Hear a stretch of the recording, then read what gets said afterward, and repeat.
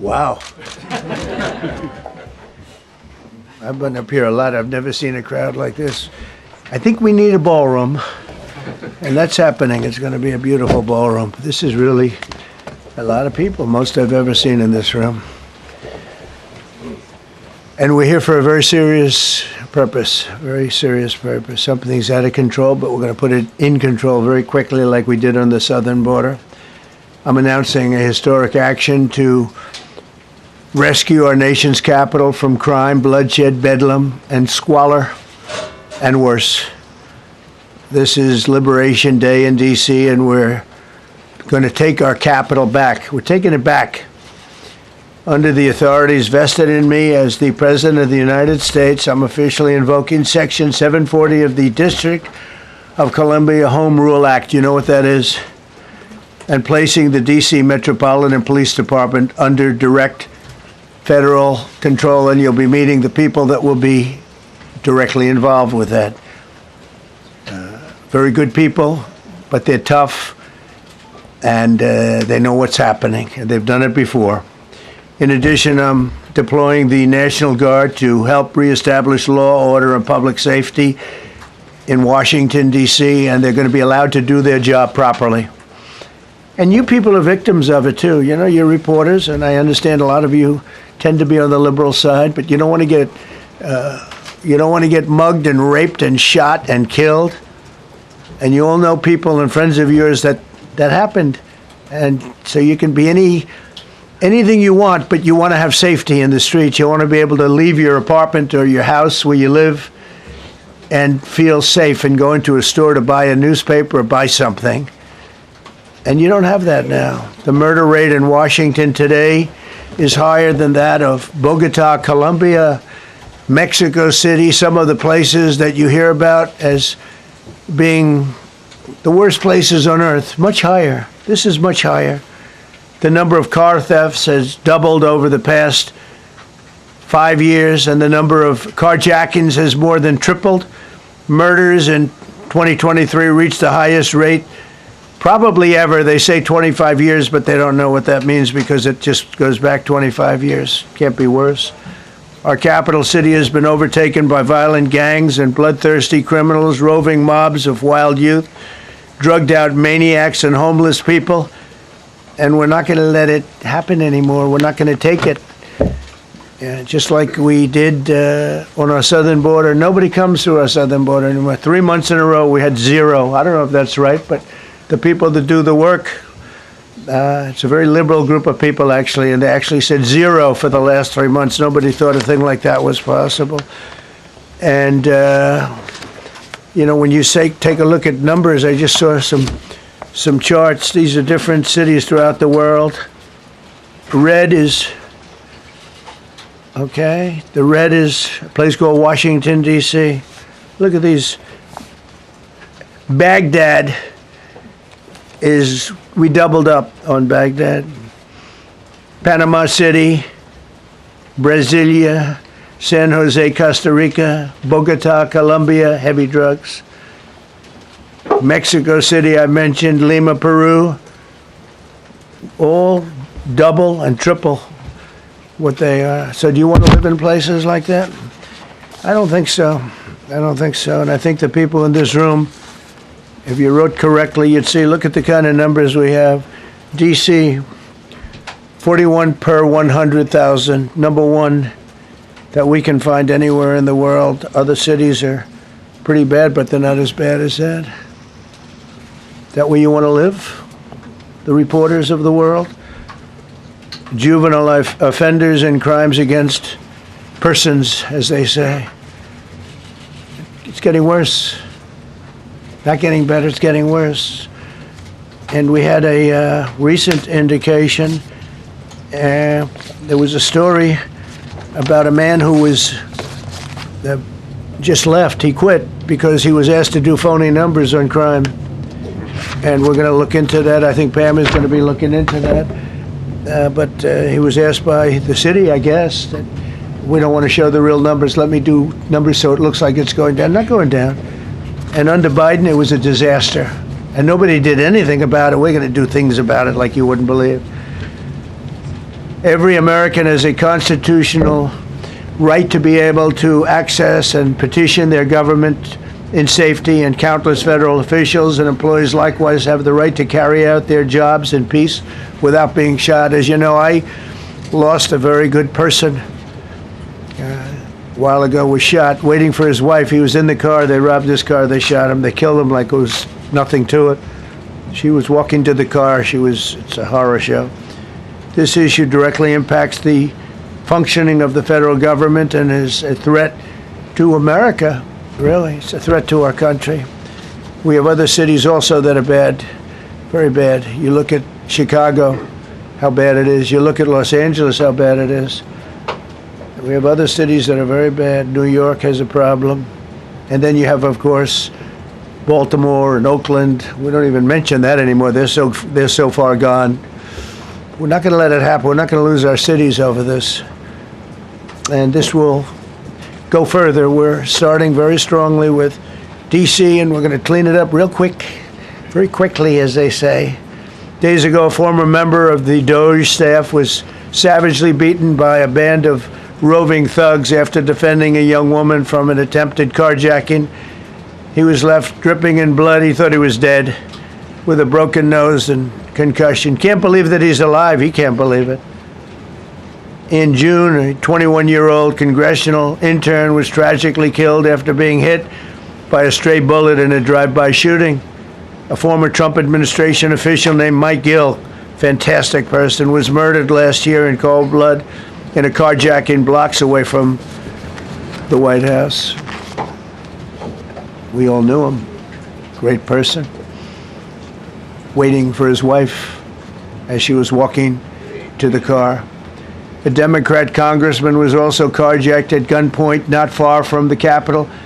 And in 2023, an aide to Senator Rand Paul was stabbed in the chest and head by a demented lunatic as he walked down the street, just absolutely for no reason. Horrifically, last July 4th weekend, a 3-year-old girl was shot in the head and killed while sitting in a car near the Capitol. It's becoming a situation of complete and total lawlessness. And we're getting rid of the slums, too. We have slums here. We're getting rid of them. I know it's not politically correct. You'll say, oh, so terrible. No, we're getting rid of the slums where they live. Caravans of mass youth rampage through city streets at all times of the day. There are ATVs, motorbikes. They travel pretty well. Entire neighborhoods are now under emergency curfews. Just this past weekend, gunfire went through, and you saw that, the Navy Yard. I saw it this morning. They saw that they fought back against law. See, they fight back until you knock the hell out of them, because it's the only language they understand. But they fought back against law enforcement last night. And they're not going to be fighting back long, because I've instructed them and told them whatever happens, they love to spit in the face of the police. As the police are standing up there in uniform, they're standing and they're screaming at them an inch away from their face. And then they start spitting in their face. And I said, you tell them, you spit and we hit. And they can hit real hard. It's a disgusting thing. I've watched that for years, for 3-4 years. I've watched them. The police are standing, and they're told, don't do anything under any search. So and you can see they want to get at it.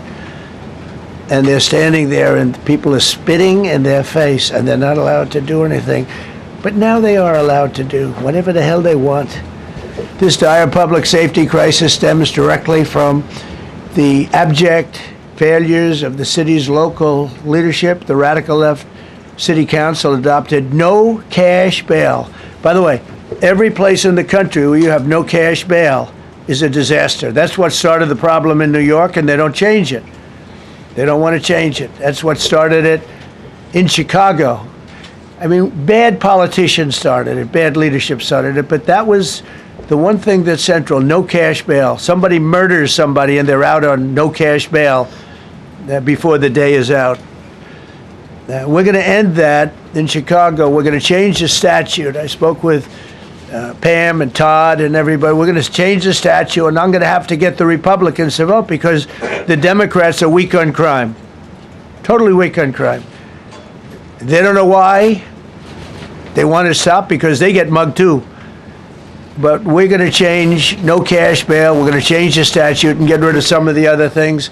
And we'll count on the Republicans in Congress and Senate to vote. We have the majority, so we'll vote. We don't have a big majority, but we've gotten everything, including the great, big, beautiful bill. Got that done, and that's one of the greatest things that's ever happened to people in this country. They're starting to figure it out, how good it is. Biggest tax cut in history. So many things. But we'll be able to get that done. So, Todd, if you and Pam can draw up things working with the people, we will. I'll get it passed. We'll get it passed with the Republicans. Probably won't get, think of this, probably won't get one Democrat vote because they have no idea what they're doing. That's why they want men playing in women's sports. That's why they want transgender for everybody transgender. And they just got walloped in an election, in a landslide, and they haven't changed one thing. I saw the other day the certain gentleman who was a very well-known politician, Democrat, was fighting like hell that men should be allowed to play in women's sport. They just don't get it. They said it's an 80-20 issue, and I think it's a 97-3 issue. And I don't know who the three are. I've never heard anybody nobody's ever come up to me, sir, you have to let men play in women's sports. You have to do it, sir. Nobody's ever approached me. I don't know where this issue even comes from. Never seen anything like it. But they turned our nation's capital into a sanctuary jurisdiction. That's the other thing. We have to get rid of sanctuary cities as quickly as possible. We're going to do it, too. We have to. Because it's sanctuary for criminals. Releasing illegal alien gang members onto the streets. In 2022, nearly 70% of criminals arrested in Washington went unprosecuted. That's not going to happen with the group we have standing aside and standing behind me. And at the Metropolitan Police Department, it's now reached a small number relatively compared to what it was, but it's thousands of people. You know, we have thousands of police. I was told today, sir, they want more police. I heard a number, 3,500 police. That's a lot of police. 3,500. I thought they were going to say, we only have 30 policemen or women. He said, we have 3,500. We need more. You don't need more. That's so many. I never heard. That's like an army. How could you need more than 3,000? It just happened 2 minutes ago. Sir, they've requested more police. Oh, what do they have? About 3,500. I said, 3,500? This is not a big area. It's ridiculous. What you need is rules and regulations, and you need the right people to implement them. And we have the right people here, that I can tell you. Look at the border. Biden said there's nothing you can do. Kamala was the border czar. She never called one of the Border Patrol agents who are great. ICE is great. Never spoke to anybody. Never went there. But she was the border czar. And everybody said it was impossible to fix. I fixed it in 3 months. No, really. I fixed it the first week, but really fixed it over the last couple of months. And I mean, literally to a point where, as I said, 0 illegals entering our country in the last 90 days. Pretty amazing. It's time for dramatic action. We're going to do the same thing over here. It's going to be a very safe city very soon. We're not looking to take years, because a lot of people die in years. And we've got incredible people in this country, except we have to allow them to do their job. And that we will deliver like nobody's ever delivered before. I actually think it's easy. You know, if you're competent, it's easy. If you're incompetent, it's impossible. But I'm very competent. Last week, my administration surged 500 federal agents into the district, including from the FBI, ATF, DEA, Park Police, the U.S. Marshal Service, the Secret Service, and the Department of Homeland Security. You know, a lot of nations, they don't have anything like that. They got some police, and they're rough police. They don't have DEA, ATF, FBI, Park Police, U.S. Marshal Service, Secret Service, Department of Homeland Security. They got some police, but they're rough police, and they do their job. They don't have crime. We're not going to have crime either. They made dozens of arrests, and that's what starts to happen. Again, cashless bail. Watch what we do with that. Today, we're formally declaring a public safety emergency. This is an emergency. This is a tragic emergency. And it's embarrassing for me to be up here. You know, I'm going to see Putin. I'm going to Russia on Friday. I don't like being up here talking about how unsafe and how dirty and disgusting this once beautiful capital was, with graffiti all over the walls. It's another part of it, by the way, because we're talking about safety, but we're also talking about beautification. We have the most beautiful, potentially, capital in the world. We always had. But people come from Iowa, they come from Indiana, they come and then they get mugged. Not going to happen. Keep coming, because by the time you get your trip set, it's going to be safe again, and it's going to be clean very quickly. We're going to replace the medians that are falling down all over the roads. We're going to replace the potholes. We're going to put a nice new coat of asphalt over the top. No, we don't have to rip the road out and spend 7 years building a new road because they cut everything. Because some designers said, well, we need a 1/4 inch more turn for safety reasons. No, we're going to do it right. We're going to get it done quickly. So today we're declaring public safety emergency in the District of Columbia, and Attorney General Pam Bondi, who's fantastic, is taking command of the Metropolitan Police Department as of this moment.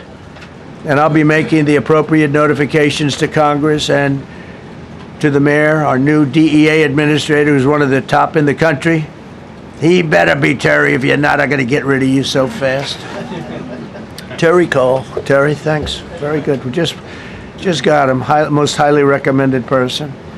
And you'll be designated as the interim federal commissioner of the Metropolitan Police Department. Okay? And you run them tough. They're good. You have a lot of good people. You have people that shouldn't be there. You also have people that shouldn't be there. They got in there because of woke. But you have a lot of great police, and those people are the ones that want to help you. This city will no longer be a sanctuary for illegal alien criminals. We will have full, seamless, integrated cooperation at all levels of law enforcement, and we'll deploy officers across the district with an overwhelming presence. You'll have more police, and you'll be so happy because you'll be safe. When you walk down the street, you're going to see police, or you're going to see FBI agents. We're going to have a lot of agents on the street. You're going to have a lot of essentially military, and we will bring in the military if it's needed, by the way. We're going to have National Guard. But Pete Hegseth will tell you about it. We will bring in the military if needed. People say, oh, that's so terrible. He's going to bring in, it's been used many times over the years. I don't think we'll need it. I think we've got so many great people, including the people that are in the police department with proper leadership. They'll immediately begin massive enforcement operations targeting known gangs, drug dealers, and criminal networks to get them the hell off the street, maybe get them out of the country, because a lot of them came into our country illegally. They shouldn't have been allowed in. They come from Venezuela. They come from all over the world. We're going to get them the hell out. They won't be here long. But some of these people, a lot of them, are homegrown criminals. And these are bad people. These are rough people. And this is just a list of some of the people that were given to me today that were criminals removed from the D.C. streets this weekend. They were rough and tough. But we're rougher and tougher. Look at these people here. Nothing, you know. They're not going to be your local school teacher. Look at this guy. He has killed people numerous times. They're not going to be an asset. They will never be an asset to society. I don't care. I know we all want to say, oh, they're going to be rehabbed. It's not going to be rehabbed. I'm going to ask Doug Burgum to come up and say a couple of words because he's in charge, as you know. He's Interior, but he's in charge of the U.S. Park Police. And I've heard so many great things about the Park Police. They're proud of it. They've been there for a long time. Their families oftentimes grow into the roles. They love the country. They love this area. So, Doug, could you say a few words, please? Thank you, Mr. President. On behalf of the U.S. Park Police, this is the oldest federal police force in the nation. They were formed in 1791 by none other than President George Washington. They've got the awesome responsibility of protecting our nation's most sacred monuments. The National Mall, Washington Monument, Jefferson Memorial, Lincoln Memorial, Statue of Liberty, and out west, the Presidio and the Golden Gate area. These folks have tens of millions of visitors a year, the kind of people that President Trump's talking about that come from around the country and around the world to see our sacred and learn about our history and our sacred monuments. They've been doing a fantastic job, but they are so pleased, the rank and file, that President Trump is now allowing them to enforce the law. As those of you that live in the city may know, that the circles and the triangle parks that are spread throughout D.C. are actually federal park property. So the U.S. Park Police also have responsibility for that. These became littered with homeless camps under the Biden administration. All of you saw that. Since President Trump's executive order on March 27th, making D.C. safe and beautiful again, the U.S. Park Police have removed over 70 homeless camps. And President Trump also talked about beautification. They're stopping and enforcing the laws against graffiti on our monuments. They've removed over 80 specific attacks against our history with graffiti on our monuments. So they continue to do a great job, whether it's in their vehicles, on foot, or on the mounted police that you see around the National Mall. And President Trump, they thank you. The rank and file is so happy to be enforcing the law again. Thank you for your leadership, and they're excited about the announcement you're making today. Thank you. Very good. Great job you're doing. Thank you very much. Pete, could you say something about the military as you were? Well, Mr. President, it's an honor to be here. And at your direction this morning, we've mobilized the D.C. National Guard. It'll be operationalized by the Secretary of the Army, Dan Driscoll, through the D.C. Guard. You will see them flowing into the streets of Washington in the coming week. At your direction as well, sir, there are other units we are prepared to bring in. Other National Guard units, other specialized units. They will be strong, they will be tough, and they will stand with their law enforcement partners. This is nothing new for DOD.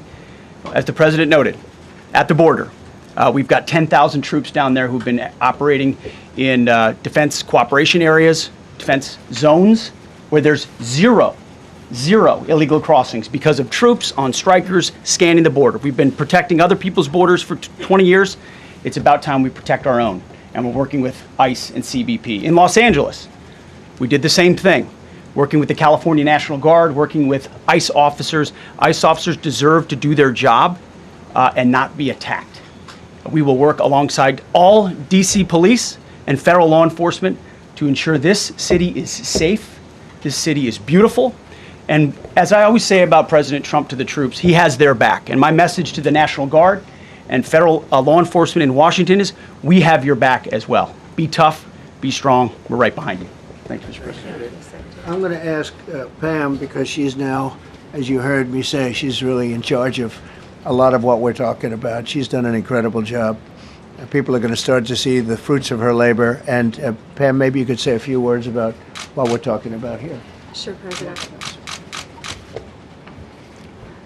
Let me be crystal clear. Crime in D.C. is ending, and ending today. We are going to use every power we have to fight criminals here. President, thank you for caring about our capital. Families come here every summer. Our museums are free. We have the National Zoo. We have the National Gallery. DC should be a place where everyone can come and feel safe. Behind me and to my side, we have some of the best career law enforcement and prosecutors in the country who are ready to take this on. As the President said, Terry Cole is going to be supervising the Metro Police Department. Gadi Serralta, our U.S. Marshal, is going to be supervising command and control, the entire operation. Our Deputy Attorney General, Todd Blanche, and I will be working with them closely, along with our great FBI Director, Kash Patel. Kash is going to talk to you in a minute about what we did in Virginia recently with Governor Youngkin. Many of you covered that, and it was tremendously successful. Not only that, our secret weapon here in D.C. is U.S. Attorney Jeanine Pirro, one of the toughest prosecutors and a former judge, and she is going to be talking about juvenile crime, how it's out of control here, and what she's going to do to fight back. No more crime rampant in our beautiful capital. No more teenage girls beating a disabled man to death. No more of that. No more drive-bys. We're going to do everything we can. And working with the ATF Director Driscoll and Commander of the Army, we're going to all work together. That's what we all do in this room. We work together. We fight. Do not underestimate one person in this room. We're going to make D.C. beautiful. We're going to make D.C. safe again. One other thing, just at the wharf a few days ago, the area of the wharf, Terry Cole reached out to me, not even nightfall, on the weekend, where so many families and tourists go. A guy's overdosing from fentanyl on a park bench in the middle of families around. They administered Narcan and saved his life. No more of that. The President of the United States is going to clean up D.C., and we're going to be there to help him, and we're going to be successful. Thank you. Thank you, Ben. Cash, talk about Northern Virginia, if you would. Northern Virginia, we had a big success. Thank you, Mr. President. Thank you, Attorney General Bondi, for your leadership, Deputy Attorney General, and the rest of our interagency partners. Mr. President, the following is what happens when you let good cops be cops, and I just want to highlight that before I get into Northern Virginia. This year alone, under President Trump's administration, we've had over 4,000 child victims identified and found. That's a 33% increase from the same time period last year. 33% increase. We've had a seizure of 1,500 kilograms of fentanyl up to this date. That is a 25% increase since the same time period last year. And just to put it in perspective, 1,500 kilograms of fentanyl is enough to kill 115 million Americans. 115 million Americans. Cops are getting after it. The FBI has arrested 19,000 people this year alone. Thanks to President Trump's administrations, that's double than where we were this time last year. And we have also arrested 1,600 people who have committed violent acts against children. 270 of them are human traffickers of children. Mr. President, this is what happens when you have great leadership at the Attorney General with Pam Bondi, your administration's priority of protecting the homeland and protecting American citizens and protecting our children, and the murder rates are plummeting. We are now able to report that the murder rate is on track to be the lowest in U.S. history, in modern recorded U.S. history, thanks to this team behind me and President Trump's priorities. And how do we do it? And what are we going to bring to D.C.? What we did in Northern Virginia, thanks to Terry Cole and Governor Youngkin and the team, we stood up a task force out in my Northern Virginia field office, and we said, let's let good cops be cops, let's get them the intelligence and what they need, and let's get the red tape out of their way, and let's get DOJ partnered up with us to bring great prosecutions, and that's exactly what we did. In 1 month, we arrested 545 violent felons. 545 in the state of Virginia, thanks to Governor Youngkin's partnership. And that simplicity in law enforcement is what's coming to Washington, D.C. When you let good cops be cops, when you give them the intel they need, when you work with our Homeland Security Task Force, when you work with Terry and Gaddy and I go way back to Miami, these guys are great leaders of the respective departments and law enforcement capacities. And when you have the DOJ and President Trump driving behind this mission, we are going to clean up Washington, D.C., and we're going to do it the right way, the lawful way, and we're going to make sure Washington, D.C. is safe again. Thank you, Mr. President. Thank you, Attorney General. Thank you very much. Good job. Thank you, Cash. So the process begins right now. It actually started over the weekend, and we confronted a lot of very bad people. But it's going to be something that will be pretty amazing to you as you watch it.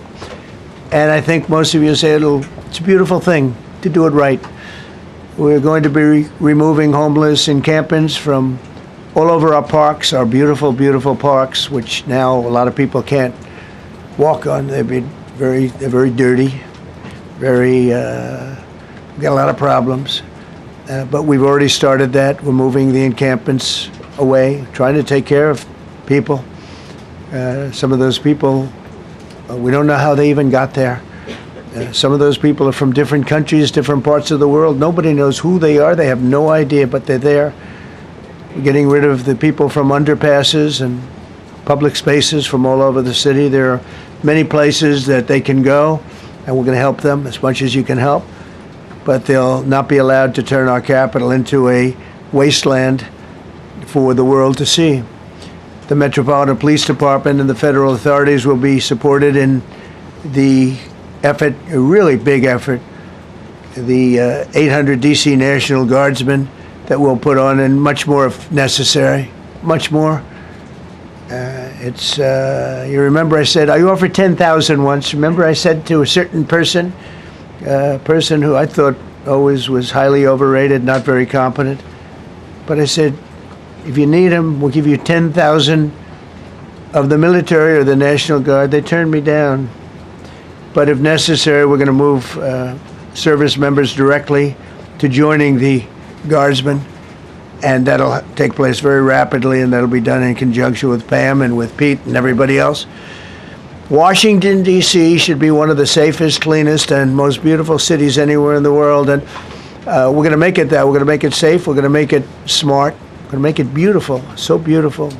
Some of the buildings, we're going to add to it. You see what we've done at the White House. White House is a whole different building. I do that in my part-time because it's a natural instinct as a real estate person.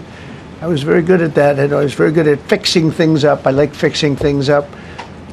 You see what's happening. The marble floors are being reinstalled, renovated, fixed. The whole place is becoming very beautiful. We're going to be adding a magnificent ballroom, most beautiful ballroom, I think, anywhere. We need it. I would have certainly loved to have had it today.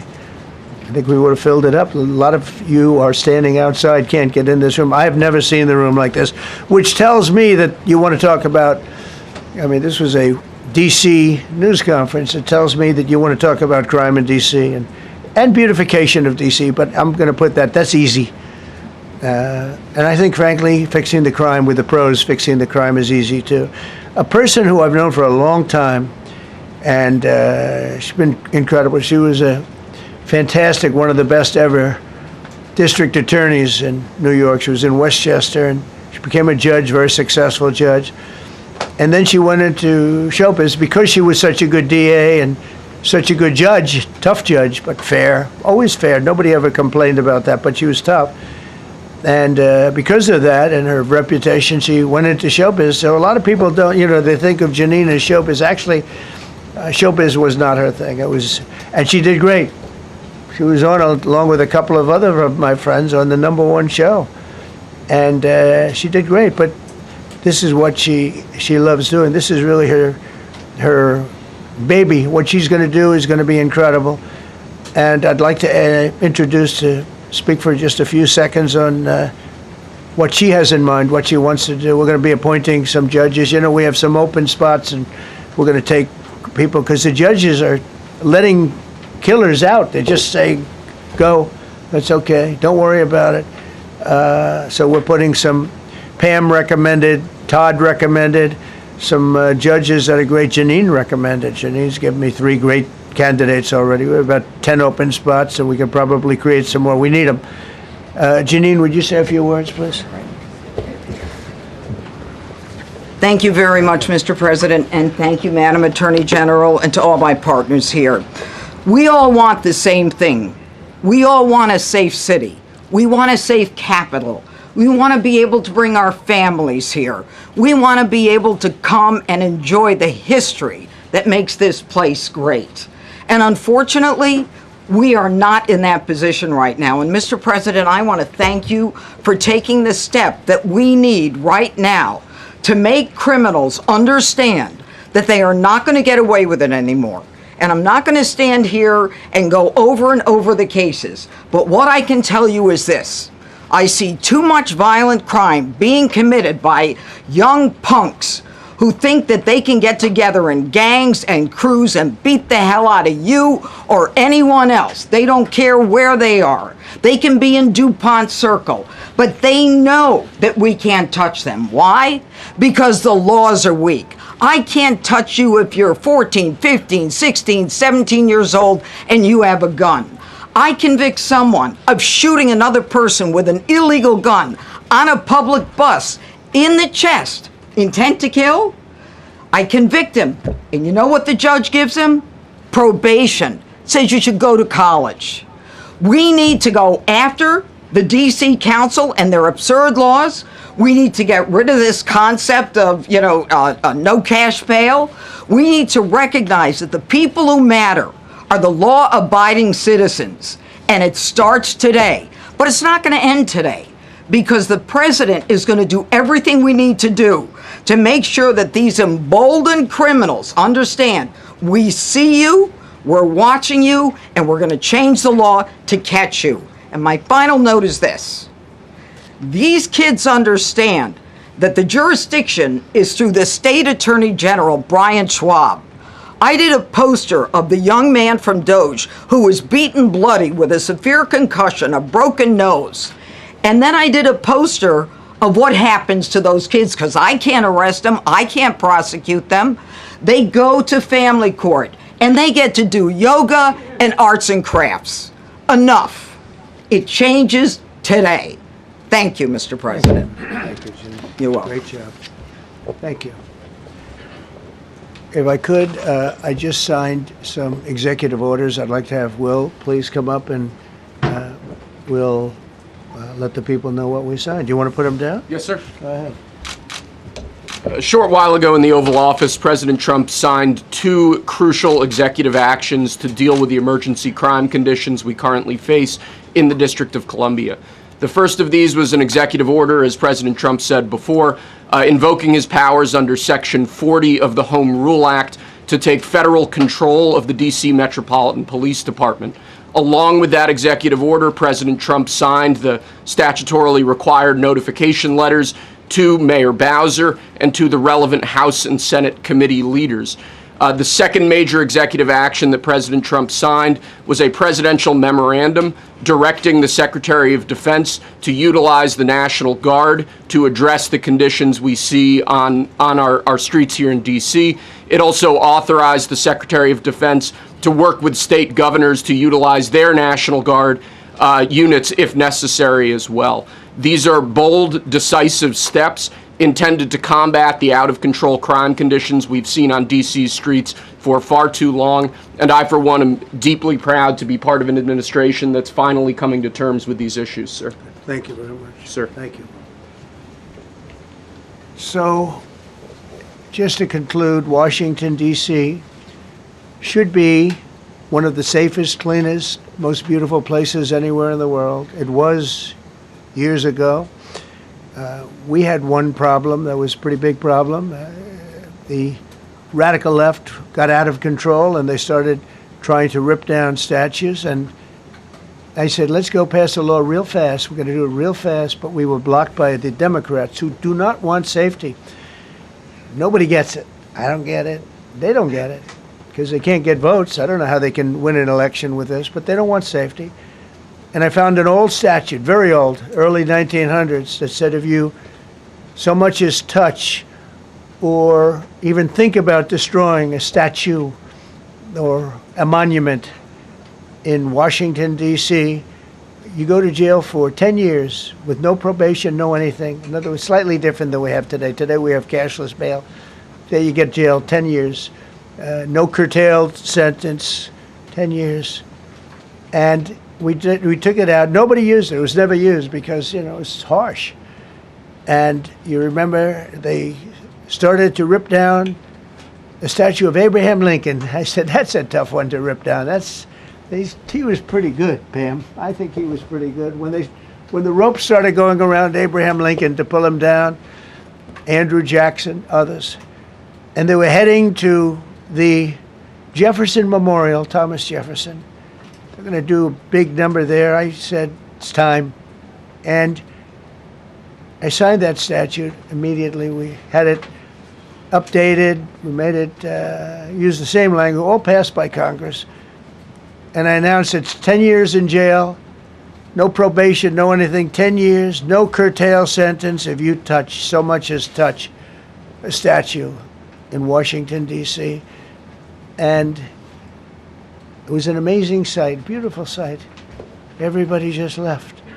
The ropes were hanging around Andrew Jackson, and there were two ropes around Abraham Lincoln. They left the rope, but everybody just left. And that was the last problem we ever had. That was the last problem that we ever had with the statues. They were going wild, and somebody came to me and said, sir, in 1910, I don't want to give you an exact because you'll say, Donald Trump gave us wrong dates around like early on.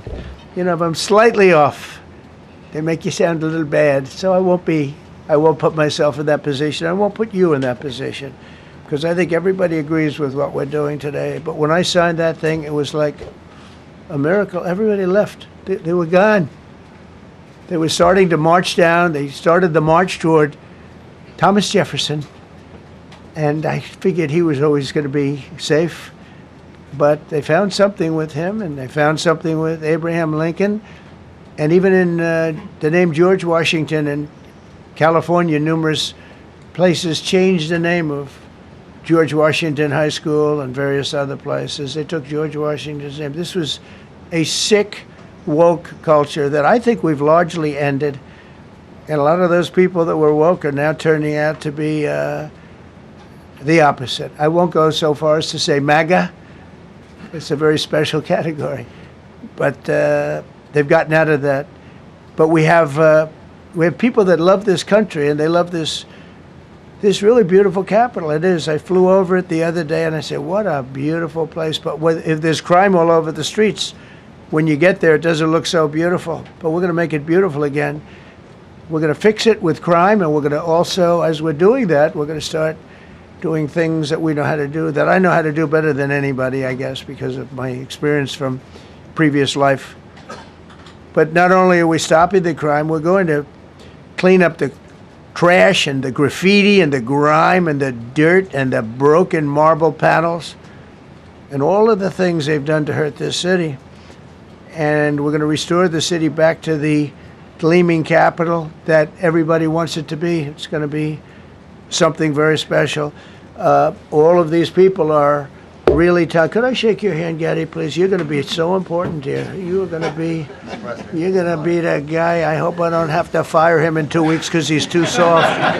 I don't think he's too soft. If I do, I will, though. Is it okay? If you're soft, weak, and pathetic, like so many people, I will fire you so fast. You're not going to have to worry about that. No, I think you're going to do a fantastic job. And everybody in this room, they may not express it, but they all want that to happen. They want to be safe, and they have families too. So it's an honor to have such a large group. I've done this for years now, hard to believe.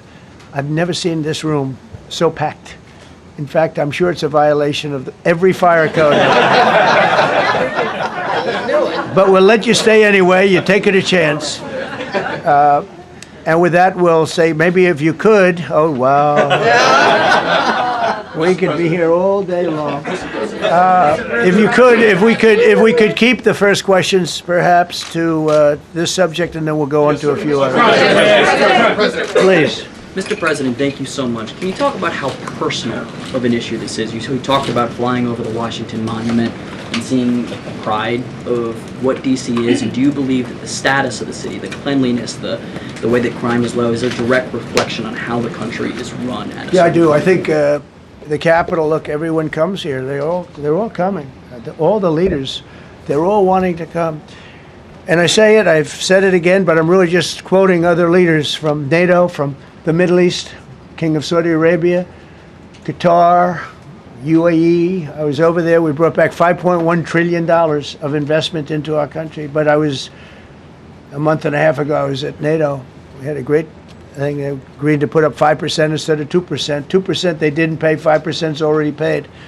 We had a great meeting, and they all said the same thing. They said our country was dead. They thought our country was gone. 1 year ago, they said your country was dead. And now you have the hottest country anywhere in the world. We do. We have the hottest country in the world right now.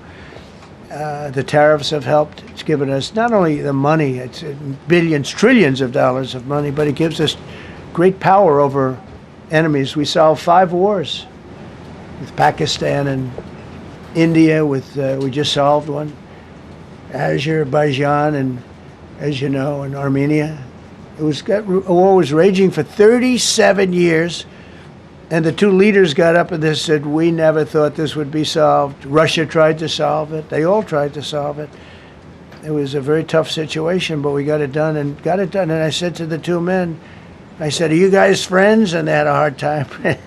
They've been killing each other for 37 years, right? One was there 5 years, one was there for 22 years. He said, my whole life I've been fighting this war. and you got it solved. But we did many of those. We did in the Congo and Rwanda. That's been going on for 30 years. 8 to 9 million people killed that they know of, but it was raging, and we got that solved. We got a lot of them done. It's a great honor. But you want to have, when they come, the leaders come to our country to sign documents that the war is over or whatever, or for other reasons. They come for trade. And you want them to come through so beautifully. You ride down those roads, everything should be perfect. You shouldn't have medians falling down into the roadway. Median, you know, the metal things that are always, somebody had a great lobbyist, because I've never seen them look good. I've been looking at those things with the little, right? They're always broken and bad, but here they're really bad. And we're going to either put new or fix it, and it's not expensive. It's not really expensive. And we're going to fix our roads a little bit. We're going to clean up our sidewalks. You have countries where every Saturday the people go out and they wash their sidewalks in front of their stores or their houses. They scrub their sidewalks. So we aren't quite at that level yet, I don't think, Gaddy. We're not quite there yet, but maybe we will. They go out and they scrub. I think it's so beautiful to hear that and to see those stories. But we're going to make it clean. But just to finish with your question, it's a very, very strong reflection of our country. And when they see a bad city, you know, my father always used to tell me, I had a wonderful father, very smart, and he used to say, son, when you walk into a restaurant and you see a dirty front door, don't go in, because if the front door is dirty, the kitchen's dirty also. Same thing with the Capitol. If our Capitol's dirty, our whole country is dirty, and they don't respect us. So it's a very good question, actually. Mr. President, sorry. Question for you on the specific issue. Do you expect more cities to follow DC's path if this goes through? So the idea is that Chicago, LA, San Francisco, would they expect similar action what we've seen in DC? And the other question, sir, there's reporting that the administration is going to reclassify marijuana. Would that send mixed messages that if marijuana is okay, some drugs are okay, but we're trying to clean up crime? How do they go hand in hand? We're only looking at that. That's early, but you know, somebody reported it, which is fine. We're looking at it. Some people like it, some people hate it. Some people hate the whole concept of marijuana because if it does bad for the children, it does bad for people that are older than children. But we're looking at reclassification, and we'll make a determination over the next few weeks. And that determination hopefully will be the right one. It's a very complicated subject, the subject of marijuana. I've heard great things having to do with medical, and I've had bad things having to do with just about everything else. But medical and, for pain and various things, I've heard some pretty good things, but for other things, I've heard some pretty bad things. The other part of your question, I mean, we're just going to see what happens with it all. We're going to have a tremendous success in what we're doing. Other cities are hopefully watching this. They're all watching, just like everyone's watching here. They're all watching, and maybe they'll clean up, and maybe they'll do this and get rid of the cashless bail thing and all of the things that caused the problem. I mean, if you go back, this whole thing with cashless bail is a disaster. So many problems came that we never had before. So they're watching us today, and if they don't learn their lesson, if they haven't studied us properly, because we're going to be very successful. I have zero doubt about that. It's going to be. It's a question of will it be really fast, like the border. You know, everyone said, they used to say, Biden used to say, I need legislation. I didn't get any legislation. I called up our people, and we did a great job. Tom Homan was great. As you know, our secretary did a great job. They did a great job. There's no games. They didn't play games. And we're going to have the same thing here. But then I'm going to look at New York in a little while. Let's do this. Let's do this together. Let's see. It's going to go pretty quickly. And if we need to, we're going to do the same thing in Chicago, which is a disaster. We have a mayor there who's totally incompetent. He's an incompetent man. And we have an incompetent governor there. Pritzker's an incompetent. His family threw him out of the business, and he ran for governor. And now I understand he wants to be president. but I noticed he lost a little weight, so maybe he has a chance. You know, you never know what happens. But Pritzker's a gross incompetent guy, thrown out of the family business. But when I look at Chicago and I look at L.A., if we didn't go to L.A. 3 months ago, L.A. would be burning like the part that didn't burn. If he would have allowed the water to come down, which I told him about in my first term, I said, you're going to have problems, let it come down. We actually sent in our military to have the water come down into L.A. They still didn't want it to come down after the fires. But that was it. We have it coming down. But hopefully L.A. is watching. That mayor also. The city's burning. They lost like 25,000 homes. I went there the day after the fire. You were there. And I saw people standing in front of a burned down home. It was, their homes were incinerated. They weren't like, even the steel was literally, it was all warped and literally disintegrated because of the winds and the flame and the whole thing. It was like a blowtorch. They were standing on this beautiful day, maybe a couple of days after. We gave it a little time because what they had suffered. Almost 25,000 homes. And you see what's happening now. They didn't give their permits. I went to a town hall meeting. I said, we're going to get you the federal permits, which are much harder. Almost immediately. Lee Zeldin is a star. He did an incredible job. They have all their federal permits. They don't have their city permits. And the mayor said to me, we think we could have them in 2 years. I was walking down the street, and I met with firemen and police. And I was saying hello to many people that were standing in front of their homes with yellow tape. You can't go in. You can't go onto the lot. And those people wanted to start rebuilding their homes then and there. And the mayor said, we should be able to get them the permits within 2 years. I said, that's a shame. 2 years? Are you kidding? I'm going to get them the federal permit like almost immediately. 2 years. And she roared back, well, maybe 1 year. The place was booing her out of the place. They don't have their permits to build their homes. And now they're talking about putting, this is among the most beautiful areas was in the country. Now they're talking about putting low-income housing there. Can you believe this? I love low-income housing. I made money with low-income housing. I built low-income housing. I know more about low-income housing and luxury housing. I know about everything real estate. They want to replace some of those homes with low-income housing. They haven't gotten their permits yet. We've gotten all the federal permits, which are much tougher to get, and it was done almost immediately through Lee Zeldin and Federal Environmental. And I watched the other day, those people are angry. And now, you know, they had tremendous, they loved that area. They loved the whole big area, different places, but they loved it. It was all luxury stuff and beautiful stuff. And some wasn't that luxury, but the level of love for that neighborhood, their neighborhoods, was incredible. And you know what? I watched people on television, they want to go, they want to leave. They've lost their spirit, they've lost their heart, because the mayor's incompetent. And Gavin Newsom is incompetent. He's got a good line of bullshit, but that's about it. He's incompetent. And you have Los Angeles is, you know, it's amazing. You know, I called, the first thing I did, I got the Olympics to go there. I was the one that got it. And by a rare thing that happened, I'll be the president. I was very upset because I got the Olympics there, and I said I won't be president when it comes. But bad things happened, and illegal things happened, really illegal things happened. Now it turns out one good thing was I'm going to be the president for the Olympics for 2050, for 250, which is going to be fantastic, and also for the World Cup. So we have a lot of good things, and I hope 250 is going to be, the 250th anniversary is going to be the best. But when I looked at those people, and I saw last night on television that they still don't have their permits, it's a disgrace what's happened in Los Angeles. Yeah, thank you. The China tariff deadline is tonight. Do you plan to extend that? We'll see what happens. China's been, we've been dealing very nicely with China, as you probably have heard. They have tremendous tariffs that they're paying to the United States of America. And we'll see what happens. They've been dealing quite nicely. The relationship is very good with President Xi and myself. President, you mentioned your upcoming meeting with President Putin. Can you tell us what you hope to get out of that and whether you'll consider inviting President Zelensky to join? So you have to understand, this is a war that should have never happened.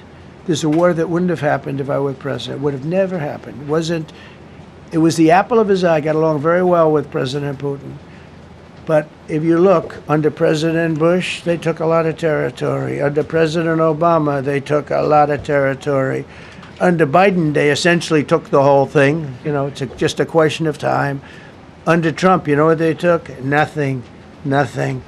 I was the one that said, you can't build your pipeline. That was half built. I came in, I stopped the pipeline. It's called Nord Stream 2. Nobody knows that, you know. Nobody ever heard of Nord Stream 2. You might have not even heard it. Biggest pipeline in the world. I stopped it.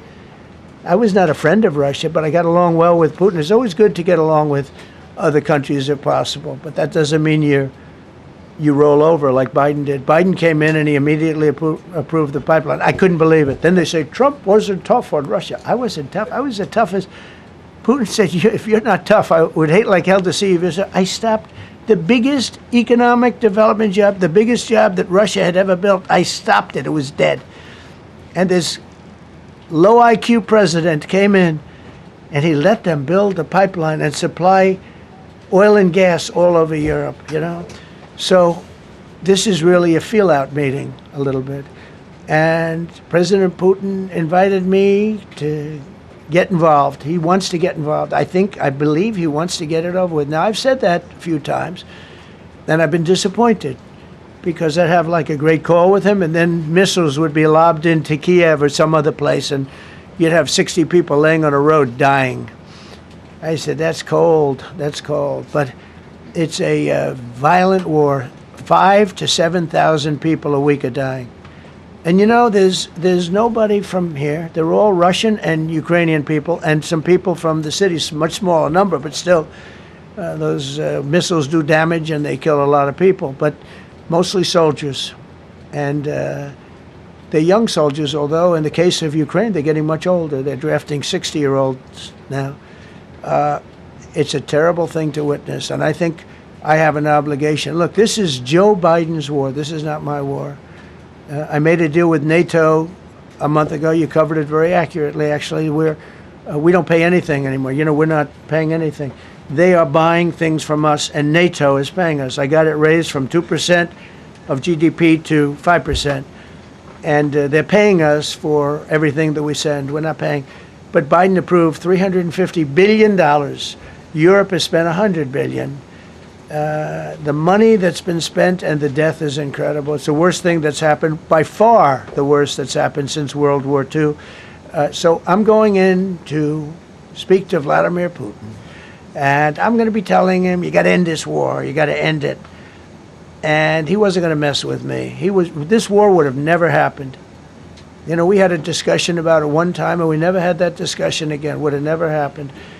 And when the election was rigged, and then Biden took office, which was barely took office, the auto pen took office, bad things started happening. Bad things, stupid things were said.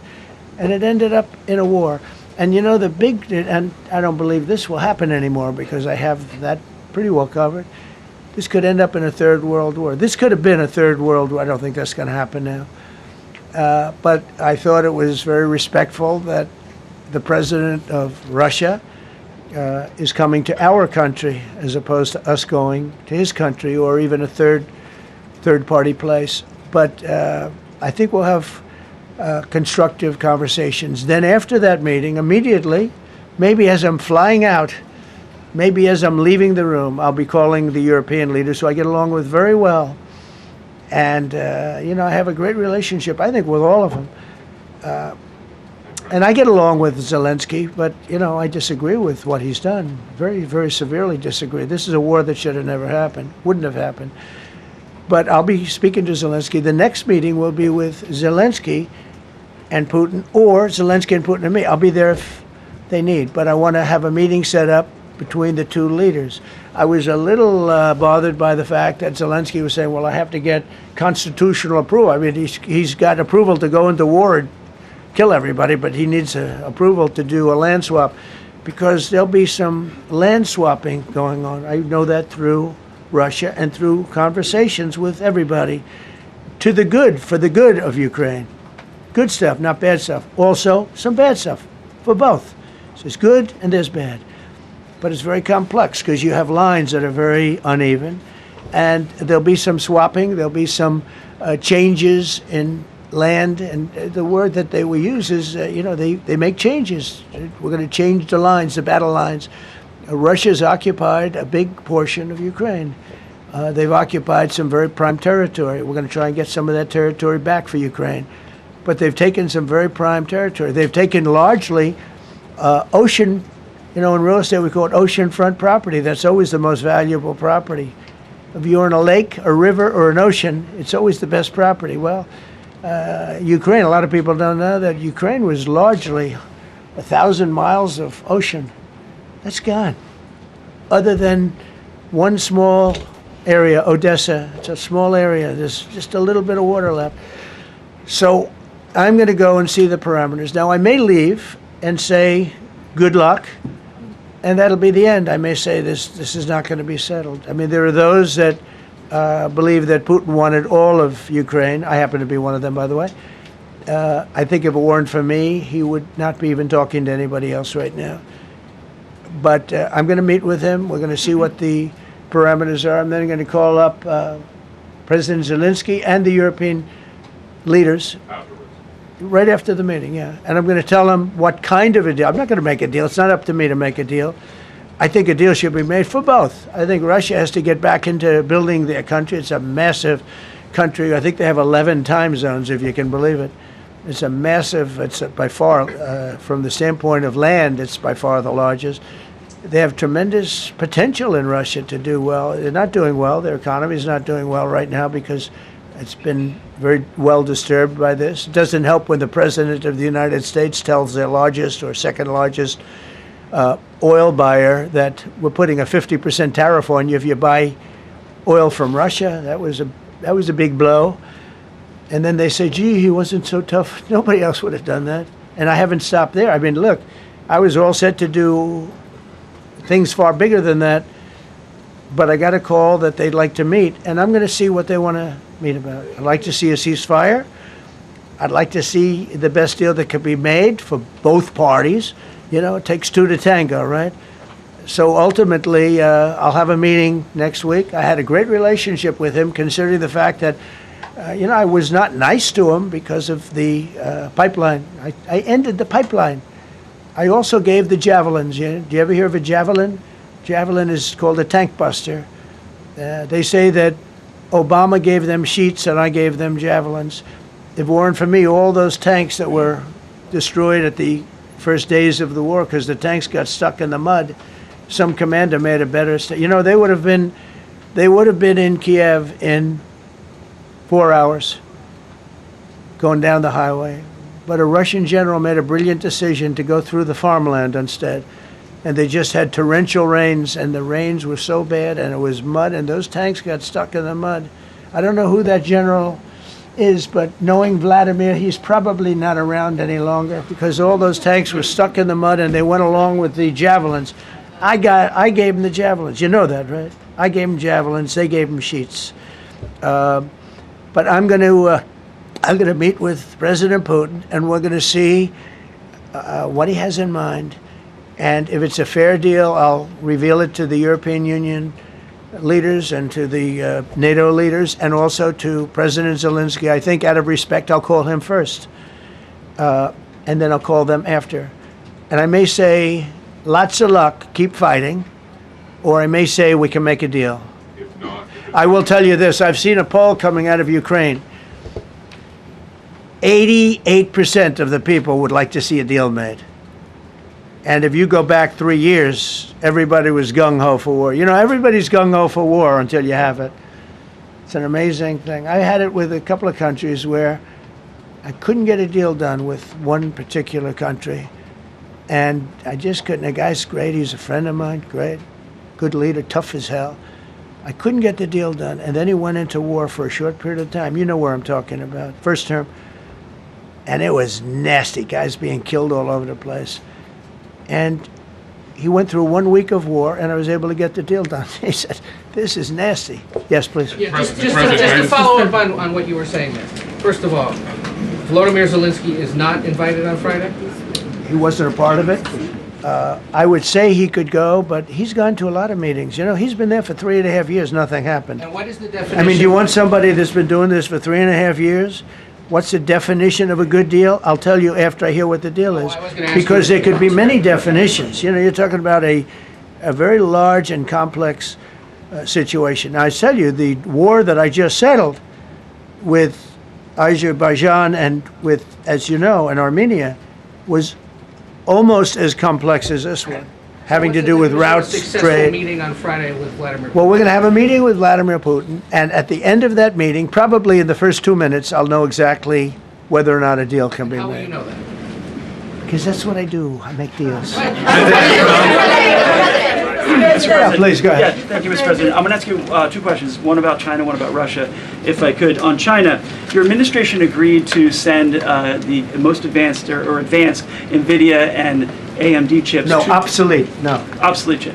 Well, and then 15% of the You profits mean the come back. 20s? No, this is an old chip that China already has. And I deal with Jensen, who's a great guy, and NVIDIA.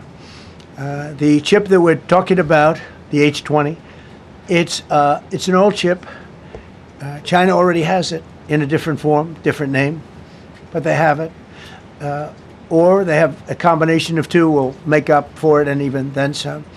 Now Jensen Jensen's a very brilliant guy, and Jensen also has a new chip, the Blackwell. Do you know what the Blackwell is? The Blackwell is super duper advanced.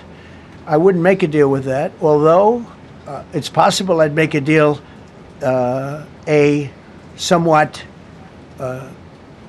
enhanced in a negative way Blackwell. In other words, take 30% to 50% off of it. But that's the latest and the greatest in the world. Nobody has it. They won't have it for 5 years. But the H20 is obsolete. You know, it's one of those things. But it still has a market. So I said, listen, I want 20% if I'm going to approve this for you, for the country, for our country, for the U.S. I don't want it myself. You know, every time I say like 747, I want, yeah, for the Air Force. So I just wanted, so when I say I want 20, I want for the country. I only care about the country. I don't care about myself. And he said, would you make it 15? So we negotiated a little deal. So he's selling a essentially old chip that Huawei has a similar chip, a chip that does the same thing. And I said, good, if I'm going to give it to you, because they have a, they have a stopper, what we call a stopper, not allowed to do it. It's really known as a restrictive covenant. And I said, if I'm going to do that, I want you to pay us as a country something, because I'm giving you a release. I released them only from the H20. Now, on the Blackwell, I think he's coming to see me again about that. But that will be a unenhanced version of the big one. Like, I don't know if you know it, we will sometimes sell fighter jets to a country and we'll give them 20% less than we have. Do you know what I mean, right? That's the same. So on Russia, do you see a time, Mr. President, when there could be normal trade between the U.S. and Russia? Should your meeting go well, should there be peace? I do, yeah. Russia has a very valuable piece of land. If Vladimir Putin would go toward business instead of toward war, it's a warring nation. That's what they do. They fight a lot of wars. A friend of mine said Russia's tough because they just keep on fighting. They beat Hitler, so did we. And they beat Napoleon. They've been doing this for a long time. I asked a question to a very, very smart man that some people like and some people don't like. Viktor Orban, right? From Hungary, the head of Hungary. And he's in that same area and knows the two countries very well. I said, this was before Biden didn't do anything to get us out of it. He could have gotten us out of that. It would have never happened. I said, so can Russia be beaten by Ukraine? He looked at me like, what a stupid question. He said, Russia's a massive country, and they win their country and they win their life through wars. They fight wars. That's what they do. He said, China beats you with trade. Russia beats you with war. That was a very interesting statement. China's not beating us with trade. Not when I'm in charge. But they were beating Biden with trade, but they never beat us with trade. Don't forget, China had to pay $400 billion worth of tariffs when I was last time. That was last time. And if we didn't have COVID, all of this stuff we would be loaded. We're finding hundreds of billions of dollars of cash is pouring into our country now because of tariffs. And all we're doing is we're doing what they do to us. It's so beautiful to see it. They found last month, as you saw, $25 billion of excess cash flow. They're saying, where did it come from? I said, I'll tell you where it came from. It came from a place called tariffs, and we're doing very well. We're really doing well. But I expect to have a meeting with Putin that I think it'll be good, but it might be bad. And I'm here for one reason, to get rid of a war that somebody else started. Should have never happened. And if I could end it, great. Complex war, a lot of bad blood, But Zelensky's been there for 3.5 years. So if you put him in a room, now I will say this, ultimately I'm going to put the two of them in a room. I'll be there or won't be there. And I think it'll get solved. Yeah, please be happy. Thank you, Mr. President. Excuse me, I'm going to suggest, because do you have any other questions on DC? Because I don't want them to be, wait. These are incredible people. I don't want them to be standing up here on subjects. Does anybody have a question of them? And then you guys can leave. Okay, a question, Brian, go ahead. Thank you, Mr. President. All right. And by the way, this is only on DC, and then they're going to leave because it's unfair to have them stand up here all day long. I agree. Brian. I've got two questions for you. First, about DC. This is personal for me as well. Last year, I was robbed on the streets by one of these teenage thugs. Had a gun, got away with it. Let's talk about the effort that between law enforcement, prosecutors, and judges, because it's a recycling belt. Like, these kids go, they don't fear the police. They know it. If you talk about how we've got to get these judges and put these kids behind bars, right. Adult crimes deserve adult penalties. And my second question, I'll after you answer that, please. You want me to answer it? Whoever wants to take it. Okay, it's real. Do you want me to answer it? Go ahead. Here's the problem. Assuming that they're 17 years, older than 17 years old, I can get the case.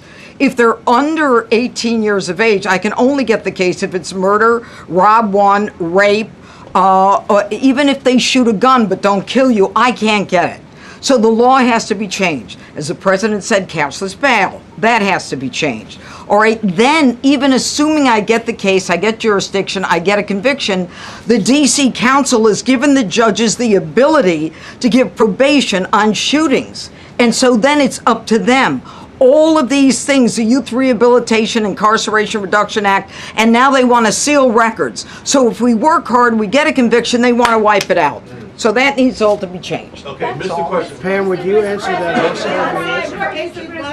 Yeah, and just back to that topic, let's be clear though, we're going to charge them and we're going to track every single thing they do throughout every step of the court process and report back to you and let all of you know what's happening to them, because the people who are prosecuting them, the judges who are trying them, they also need to be held accountable. Mr. President, you also made a comment. You made a comment in your office. This is the most people we've ever seen in this briefing. I've never seen ever, right? I've never seen any. Where's Caroline? Where's my superstar? Caroline. Is Caroline in the back? Where's Caroline? Come here, Caroline. Come here, Caroline. Come here. Is she doing a good job, by the way? Come here, Caroline. Is this the largest crowd that you've ever seen? This is definitely the most packed briefing, and I think all of you would agree. I think it's why we need to build a ballroom. Mr. President, I have a better idea. All right, Brian, go ahead. My question is this. You're building the big, beautiful ballroom. Yeah. Could we build a big, beautiful briefing room, updated technology, more seats? I don't want to do that. I don't want you to be comfortable. So no, I don't want to make life comfortable. So look, look, let's just do this. Let's do this. It's going to be a big thing. We're going to Russia. That's going to be a big deal. What happens, happens. I'll let you know what happens. You'll be the first to know. I'll be calling the European leaders. I'm going with totally, I mean, we have a lot of talks. They're great people. They're great leaders, actually, and they want to get back. Honestly, as one of them said, I've OD'd on trying to settle Ukraine. They've OD'd, meaning they've overdosed on the settlement of Ukraine. Not a nice expression, but boy, is it accurate. They're tired of it. They want to get back to spending money on their countries. You know, Biden gave them $350 billion. Europe gave $100 billion. It should be much more than that. Shouldn't have been that kind of, they should have had equalization, but they didn't. But you know what? Still a lot of money. They want to get back to building their own countries. They really want it resolved. My relationship with the European leaders, as you saw, is extremely good. It's perfect. It's beautiful. Wait. And we're going to try. I'll be in touch with them. I have 5 of them call me. You think it's easy? There are a lot of European leaders, but they rely on me. Very much rely on me. If it wasn't for me, this thing would never get solved until the last person breathing is dead. Would you talk to them before? Mr. President. Yeah, I did. I'm talking to them right now. So I'm talking to the European leaders. I'll be talking to President Zelensky. I'm going to get everybody's ideas. I go into that thing fully loaded right up there, and we're going to see what happens. Now, I think one of 2 things is going to happen. It's going to be a good meeting, and we'll go a step further. We'll get it done. I'd like to see a ceasefire very, very quickly. Very quick. I'd like to see it immediately, but I'd like to see it very quickly. And we're going to be dealing with the European leaders, and we're going to be dealing with President Zelensky, and hopefully we're going to have a great success. As far as this, what we did today, and I think you were here for D.C. more so than even Russia, because Russia will be, you know, we have a couple of days to go. But the Russia is going to be very interesting. But to me, what is very exciting, and we're going to take back our capital. We're going to make it beautiful again, but we're going to make it, more importantly, safe again. It's going to be so safe. It's going to be a model. And then we'll look at other cities also. But other cities are studying what we're doing. And you have some capable people in other cities. They can do it too. But we have a great group of professionals. We're going to have a safe, beautiful capital, and it's going to happen very quickly. Thank you all. Thank you all very much. Madam Attorney General, the Justice Department appeal the